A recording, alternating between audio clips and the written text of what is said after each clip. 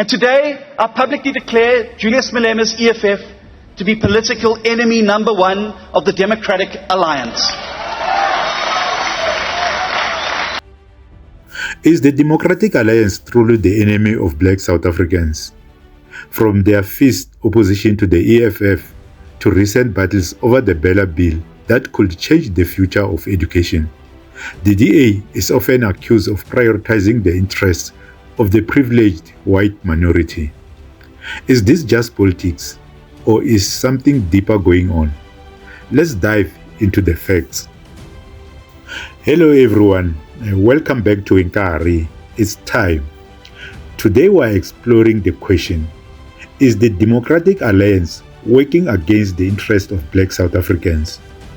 From their fight against the EFF and legal battles with prominent black leaders, to their opposition to the BELA Bill and claims that they focus on white areas while neglecting black communities, we'll look at whether the DA is a force for change or an obstacle to progress.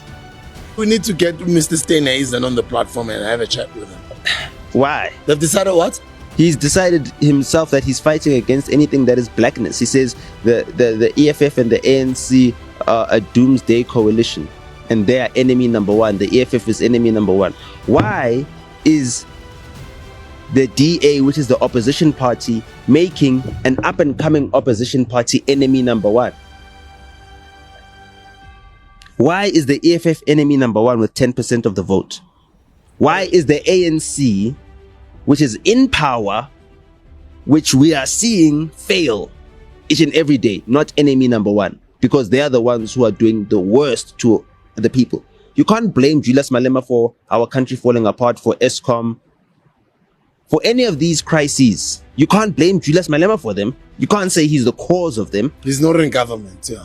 So why is he enemy number one to John Steenhuisen? That's what John Steenhuisen said in his manifesto to get the DA federal leadership. That's why we need to get him here and ask him those difficult questions. You know, those are the difficult questions that they need to answer. It's like, is your enemy the up-and-coming party that you see is going to be a challenger of your position as the opposition? Or is your enemy the poverty that has entrapped the majority of South Africans? Is it the lack of opportunities that we have? Is it the unemployment that we have? Is it the fact that you need to actually be employed to have any opportunity? Let's start with one of the most intense political rivalries in South Africa, the Democratic Alliance and the Economic Freedom Fighters. Julius Malema's EFF represent the voices of the poor black majority.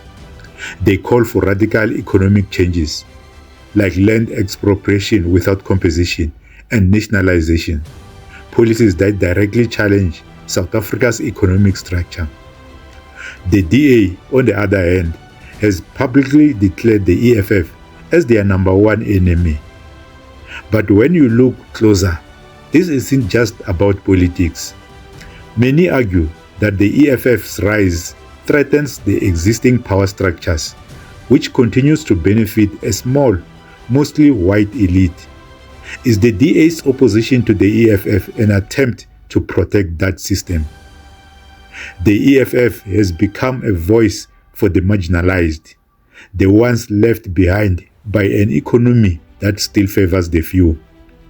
So when the DA fights them, for many, it feels like an attack not just on the EFF, but on black South Africans' dreams of a more equal society. And today, I publicly declare Julius Malema's EFF to be political enemy number one of the Democratic Alliance.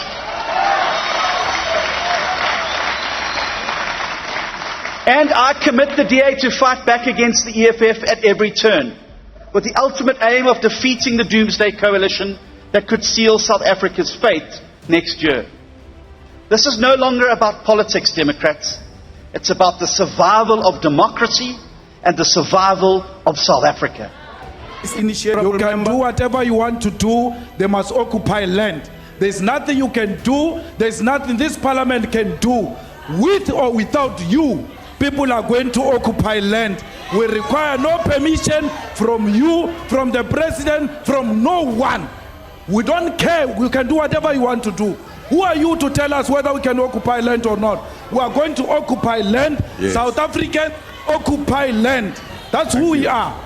Honourable Do whatever Member, you want to Deputy do. Speaker, You can Deputy withdraw my Speaker, membership Deputy from this Speaker. useless parliament. Honourable. Show of hands, the ANC people are going to vote with us. Our worry is not the ANC, our worry is the DA.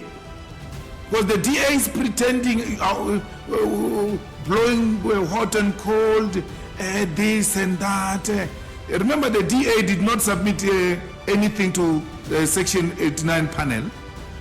And when the results were being announced, when the report was handed over, Steenhuisen said he's giving an educated guess. How can you give an educated guess when you're not educated? You know, illiterate people like throwing around some words they don't even understand their meaning. He says, I'm giving an educated guess. This report is going to be in favor of Ramaphosa. He never wanted this report to be what it is. They are highly conflicted. The EFF has become a voice for the marginalized, the ones left behind by an economy that still favors the few. So when the DA fights them, for many, it feels like an attack not just on the EFF, but on black South Africans' dreams of a more equal society. Next, let's move to the legal battlefield. The DA has relentlessly pursued black leaders like Dr. John Hlophe, Busisiwe Mkhwebane, and Jacob Zuma. Just an example. Critics argue that these cases are less about upholding the law and more about silencing black leadership. Take Dr. Hlophe for example. His supporters believe that the DA's push to remove him is racially motivated, stemming from his defiance of traditional power structures. Similarly, Busisiwe Mkhwebane, who investigated powerful figures linked to white economic interests, faced impeachment, with the DA leading the charge. And let's not forget Jacob Zuma, whose legal battles with the DA are well known.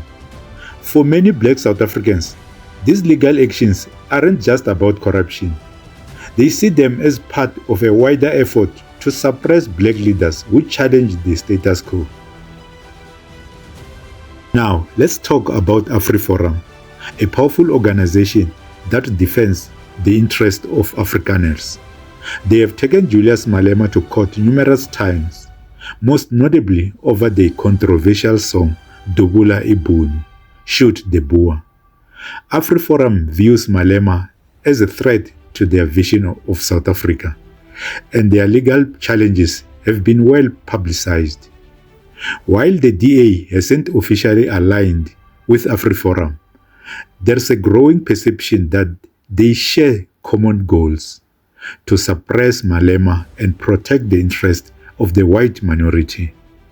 For many black South Africans, AfriForum represents resistance to transformation, and the DA's perceived support for AfriForum's causes deepens the belief that the DA is an enemy of black progress. There was a public participation exercise. People overwhelmingly voted in favor of expropriation of land without compensation. That was the outcome of that public participation exercise. We know that because it was raised about 3 weeks ago by one of the comrades from EFF, it was Comrade Mkhwebane, who asked what happened to that report, which was filed in 2017, in terms of which the public voted overwhelmingly in favor of expropriation of property without compensation. The answer was shocking. This was the answer from one of the ANC parliamentarians. The answer was, we are the lawmakers who are not bound by what the public wants. That was the answer given to us during the orientation 3 weeks ago by an MP of the ANC. That to us made it abundantly clear that the issue of land is not on their agenda, right? So we know out there, remember we're representing 70% of the electorate, right? We may be just 102 seats in parliament, but our people who voted for us, we have 70% waiting outside, and who are here to execute their mandate, and who are convinced we are going to grow as a force. Let's talk about education. The DA has recently been opposing the BELA Bill, a bill that could change how South African schools operate, particularly when it comes to language policies. The BELA Bill aims to ensure that all children, regardless of background, are taught together in the same classrooms. This is seen as a way to break down historical barriers and create a more integrated society. But many African schools, supported by the DA, are using language policies to limit the number of black students in their schools. They argue that the BELA Bill threatens the cultural rights of minorities, but critics, including Panyaza Lesufi, ask, what's wrong with having all children learn together? If schools remain divided along language lines, aren't we just perpetuating the inequalities of the past? For many black parents, this isn't just about language, it's about access. By opposing the BELA Bill, the DA is seen as defending the privilege of a few while keeping black children locked out of better resourced schools. So when the DA fights this bill, is it really about protecting culture, or is it about protecting privilege? Comrade President, I want to close on this score and my apologies to those that are partners in the government of national unity. Comrade President, there is something that is called the Basic Education Amendment Laws. I'm asking you, President, politely and respectfully so, sign that law. Sign that law. There must be no institution here, President, when the 6th administration and this particular house has passed that particular law. And the law is very simple, President. We are prepared to listen to any other person that wants to raise any view. But the law is simple. All our children must be in the same classroom and taught by the same teacher. What's wrong with that particular proposal? What's wrong with that particular proposal? That the language of teaching must incorporate all 12 languages, that there must be no language that is excluded. What's wrong with that particular proposal? That every child that is in ECD must be a formal education system starting from ECD. What's wrong with that particular proposal? And therefore, President, sign that particular law. We'll debate later with all other people. Thank you so much. And this isn't the only way the DA is accused of prioritizing white communities. In cities like Cape Town and Tshwane, the DA has been criticized for focusing on affluent, mostly white areas, while neglecting poor black communities. Just recently, a DA mayor in Tshwane was removed after being accused of neglecting black areas like Hammanskraal, Mamelodi, Olvenhoutbosch, and Soshanguve. From poor service delivery to inadequate infrastructure, residents of these areas feel abandoned. Meanwhile, wealthier, mainly white neighborhoods continue to receive better services and attention. This raises the question, does the DA only govern for the privileged few, or do they truly represent all South Africans? So, is the DA really the enemy of black South Africans? Their opposition to the EFF, their legal battles with prominent black leaders, and their fight against the BELA Bill suggest that they are more concerned with preserving the status quo than with uplifting black majority. While the DA argues that they are standing up for democracy, the rule of law, and cultural rights, many black South Africans feel that their actions tell a different story. Until the DA can show a genuine commitment to addressing the deep inequalities in our society, they will continue to be seen as defenders of privilege rather than champions of progress. What do you think? Is the DA working for all South Africans, or are they protecting the interest of a privileged few? Let us know in the comments below. If you found this video insightful, make sure to like, share, and subscribe to Inkari. It's time for more hard-hitting analysis. See you next time. Take care.